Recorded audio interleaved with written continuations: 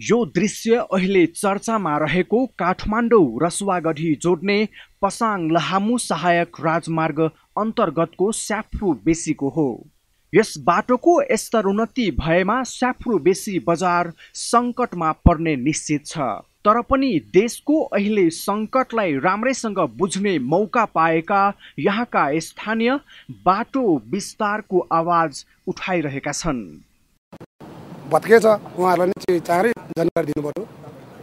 योबाट भत्काउनु पर्ने, यहाँबाट नभत्काउनु पर्ने भनेर चाँडै पहिला सूचना दियो भने यो पनि एकदम राम्रो हुन्छ अनि जस्तो मलाई लाग्छ सर। अनि त्यहाँबाट अब धेरै काठमाडौँ रसुवागढी सडकका विषयमा विभिन्न खाले नकारात्मक टिप्पणीहरू आएपछि रूपान्तरित व्यवस्थापिका संसदको विकास समितिको एउटा टोली निरीक्षणका लागि रसुवा पुगेको थियो।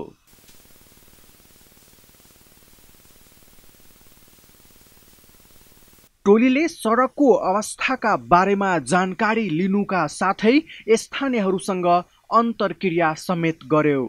नेपाल र चीन बीचको व्यापारिक नाकाको रूपमा सञ्चालनमा आएको रसुवागढी नाका भारतीय नाकाबन्दीका कारण चर्चाको शिखरमा पुग्यो र गत वैशाख 12 को विनाशकारी भूकम्पले तहस नहस भएको बाटो पनि सञ्चालनमा आयो। त्यति मात्रै कहाँ हो र, नाकाबन्दीबाट चरम इन्धन सङ्कट बेहोर्नु परेको समयमा चीनले अनुदानमा दिएको पेट्रोल यही मार्ग हुँदै काठमाडौँ भित्र्याएको थियो। सरकारले दीर्घकालीन रूपमा रसुवागढी हुँदै पेट्रोलियम पदार्थ आयात गर्ने सम्बन्धमा चीन सरकारसँग छलफल गरिरहेका कारण संसदीय समितिले बाटोको स्तरोन्नतिमा दबाव सिर्जना गर्न स्थलगत अनुगमन गरेको हो। पहुँच मार्ग बाटो सबैभन्दा पहिला राम्रो हुनु पर्यो, डबल लेनको कम्तीमा हुनु पर्यो। अर्को त्यहाँका अरू संरचनाहरू, भन्सारका संरचनाहरू, सुरक्षाका संरचनाहरू, अध्यागमनका संरचना हुनु पर्यो। त्यस सँगसँगै त्यो नाकालाई राम्रो बनाउनको निम्ति ड्राइपोर्ट सबैभन्दा बढी आवश्यक छ। भारतको अघोषित नाकाबन्दीका कारण नेपालमा इन्धन आपूर्तिमा सङ्कट देखिएपछि रसुवागढी नाकातर्फ अहिले नेपाल सरकारको ध्यान केन्द्रित भएको छ। यदि यो नाकालाई सरकारले प्राथमिकतामा राखेर बिग्रेका बाटोहरूलाई स्तरोन्नति गर्न सके तेल भित्र्याउन सहज देखिएको छ।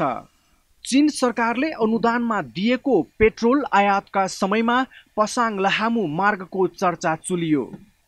सडक बिग्रेको र त्यस्तै बिग्रेको र असुरक्षित छैन यो मार्ग। अहिले बाहिर मिडियामा, पत्रपत्रिकामा लगायत यावत आएका हल्लाहरू छन्, ती हल्लाहरू भन्दा पनि हामीले वास्तविक के रहेछ यो फिल्डबाट हेरेर अनुगमन गरेर त्यहाँका प्रत्यक्ष जनताहरूसँग अन्तर्क्रिया लिएर यसको सम्भाव्यताहरू हेरेर के गर्न सकिन्छ मनसायका साथ हामीले आज यो विकास समितिलाई रसुवागढी नाकासम्म पुर्याएका छौँ।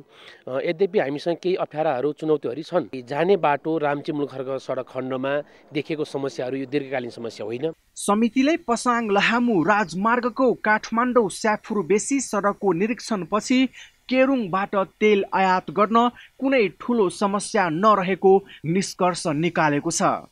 तर बाटोलाई सुधार गर्नुपर्ने, वैकल्पिक बाटोको निर्माण छिट्टै गर्नुपर्ने चुनौती रहेको पनि समितिको ठहर छ। र यो बाटोलाई हामीले पहिला प्रारम्भिक चरणमा गर्नुपर्ने काम कम्तीमा 100, 150, 200 मिटरको फरक पारेर दुईटा गाडी पास हुने गरी अहिलेको सडकलाई मर्मत सम्मार गर्ने। दोस्रो, यो भइरहेको सडकलाई डबल लेन गर्ने। अर्को वैकल्पिक मार्ग बेत्रावतीबाट स्याफ्रूबेसी पुग्ने, बेत्रावतीको नदीको तिरैतिर पुग्ने अर्को बाटो जो राजमार्गको रूपमा विकसित गर्ने।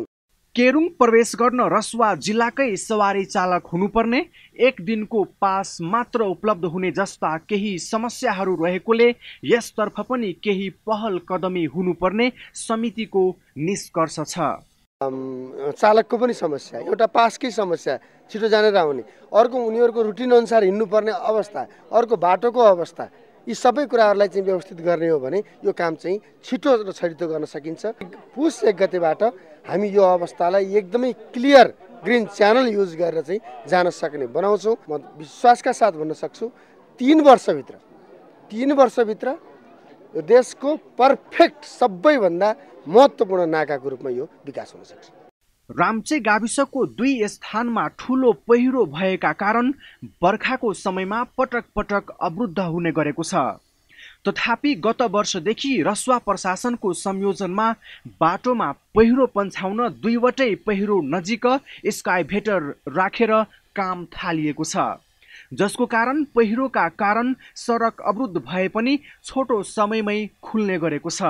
देशमा आइरहने अप्ठ्यारा परिस्थितिको सामना गर्न बाटोको निर्माण फास्ट ट्र्याकबाट गर्न सडक डिभिजन कार्यालयलाई सरकारले कडा निर्देशन दिन सक्नुपर्छ।